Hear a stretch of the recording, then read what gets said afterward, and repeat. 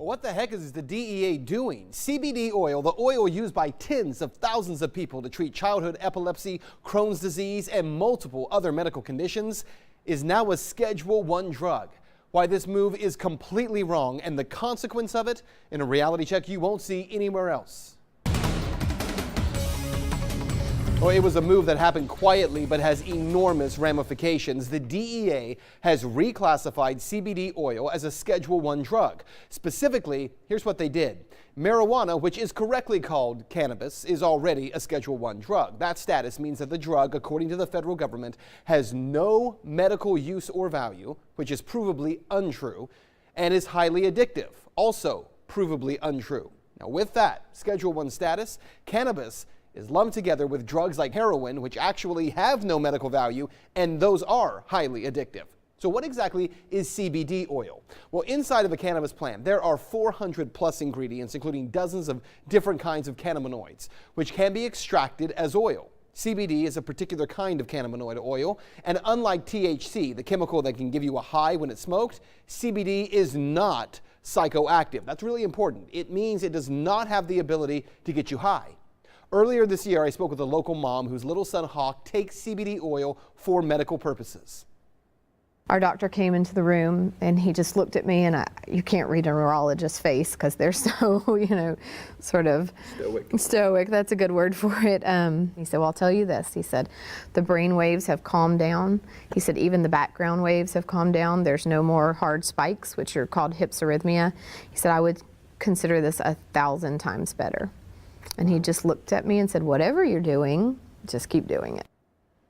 Well, candidly, that little boy Hawk, his life is being saved by CBD oil. And Hawk is not alone. He is one of hundreds of children right here in Georgia, tens of thousands of them around the nation, who depend on CBD oil to help control serious issues such as seizures. Children who suffer from epilepsy, they have seen results where they've gone from having 300 seizures a week down to only 2 or 3 just by eating 1 to 2 drops of oil a day.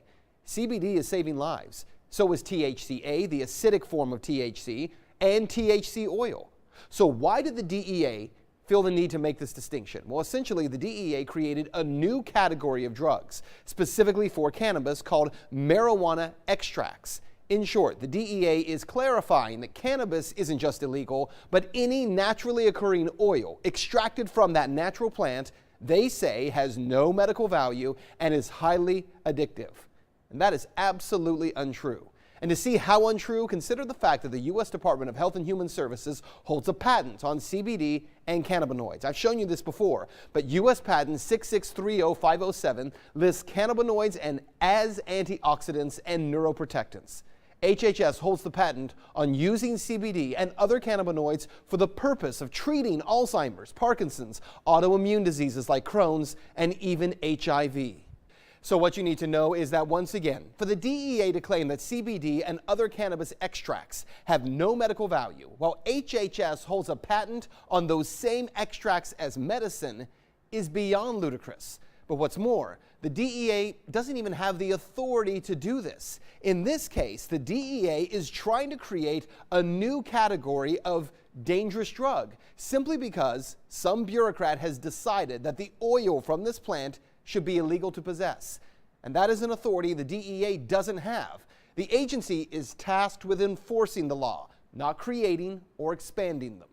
That's Reality Check. Let's talk about that on Twitter.